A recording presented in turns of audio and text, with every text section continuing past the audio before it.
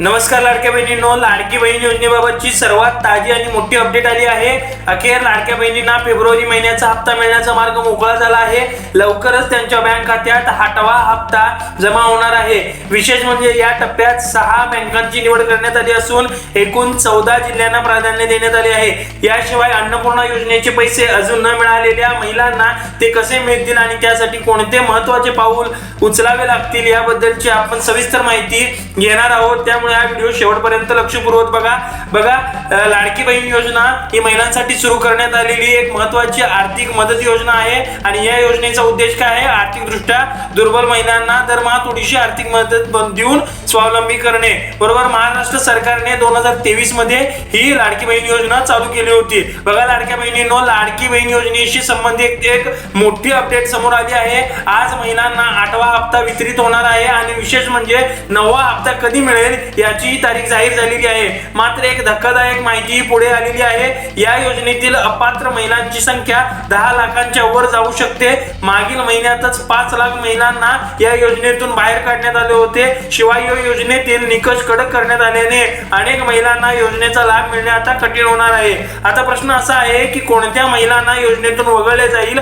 बहिणींनो, ज्या महिला income tax भरतात, ज्यांचे वार्षिक उत्पन्न 2.5 लाखांच्या वर आहे, ज्यांच्या घरात 4 चाकी वाहन आहे किंवा ज्या इतर सरकारी योजनांमधून दरमहा 1,500 रुपये किंवा त्याहून अधिक आर्थिक मदत घेत आहेत, अशा सर्व महिला लाडकी बहीण योजनेच्या लाभार्थी यादीतून वगळण्यात येणार आहेत। त्यामुळे या योजनेअंतर्गत खूप मोठे बदल होत आहेत। बघा कोणत्या बँकांमध्ये आता हप्ता जमा होणार आहे। बघा आता बघूया की फेब्रुवारी महिन्याचा हप्ता कोणत्या बँकांमध्ये सर्वप्रथम जमा होणार आहे। बघा लाडक्या बहिणींनो, या 6 बँकांमध्येच म्हणजेच या 6 बँकांमध्येच लाडकी बहीण योजनेचा हप्ता आता सर्वप्रथम जमा केला जाणार आहे। बघा पहिली बँक आहे बँक ऑफ महाराष्ट्र, दुसरी बँक आहे कॅनरा बँक, तिसरी बँक आहे इंडियन पोस्ट पेमेंट्स बँक, त्यानंतर चौथी बँक आहे स्टेट बँक ऑफ इंडिया, त्यानंतर Punjab national bank, Indian overseas bank. याशिवाय 12 जिल्ह्यांमध्ये पहिल्या टप्प्यात हप्त्याचे वितरण करण्यात येणार आहे। यामध्ये नागपूर, पुणे, मुंबई उपनगर, रत्नागिरी, रायगड, जळगाव, अमरावती, गडचिरोली, गोंदिया, भंडारा, छत्रपती संभाजीनगर आणि कोल्हापूर या जिल्ह्याचा समावेश आहे। जर तुमचे बँक खाते या 6 बँकांपैकी एकामध्ये असेल आणि तुम्ही या 12 जिल्ह्यांपैकी कोणत्याही एका जिल्ह्याचे रहिवासी असाल तर तुमच्यासाठी ही आनंदाची बातमी आहे, कारण लवकरच तुमच्या बँक खात्यात लाडकी बहीण योजनेचा हप्ता जमा होणार आहे। लाडक्या बहिणींनो, अजून एक महत्त्वाची बाब म्हणजे काही महिलांना डिसेंबर आणि जानेवारीचा महिन्याचा हप्ता मिळालेला नाही, ज्याचे कारण म्हणजे अनेक महिलांनी बँक खाती निष्क्रिय झालेली आहेत, डिॲक्टिवेट झालेली आहेत। बऱ्याच खात्यामध्ये अनेक दिवसापासून कोणतेही ट्रान्झॅक्शन झाले नाही, त्यामुळे ती टेम्पररी डिसेबल करण्यात आलेली असू शकते। जर तुमच्या खात्यात हप्ता जमा झालेला नसेल तर लगेच तुमच्या बँकेच्या खात्यात जाऊन खात्री करून घ्या, तुमचे खाते ऍक्टिव्ह करून घ्या।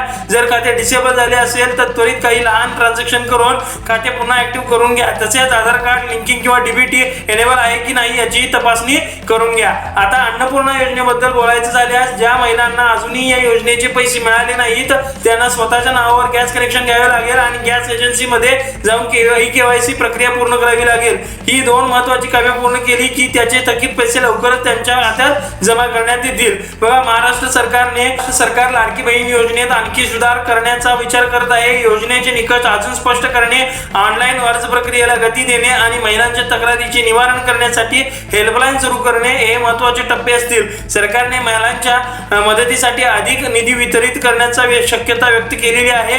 मार्च महिन्याचा हप्ता आता कधी मिळणार याबाबत सर्वात महत्त्वाचा लाडक्या बहिणींना सर्वात महत्त्वाचा असा प्रश्न पडलेला आहे। लाडक्या बहिणींनो, लाडकी बहीण योजनेचा 9वा हप्ता मार्च महिन्याच्या पहिल्या आठवड्यात जमा होणार असल्याचे उपमुख्यमंत्री अजित पवार यांनी जाहीर केलेले आहे। त्यामुळे तुम्हाला पुढील हप्ता मिळण्यास फारशी वाट पाहावी लागणार नाही। लाडक्या बहिणींनो, ही सगळी माहिती अत्यंत महत्त्वाची आहे, त्यामुळे हा व्हिडिओ शेवटपर्यंत पाहिल्याबद्दल धन्यवाद। जर तुम्हाला हा व्हिडिओ उपयोगी वाटला असेल तर लाईक नक्की करा आणि अजून असेच महत्त्वाचे अपडेट्स वेळेवर मिळवण्यासाठी चॅनलला सबस्क्राईब करायला विसरू नका।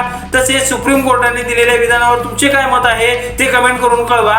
पुढील व्हिडिओमध्ये आणखी महत्त्वाच्या अपडेट्ससह आपण आता लगेच भेटूया। धन्यवाद।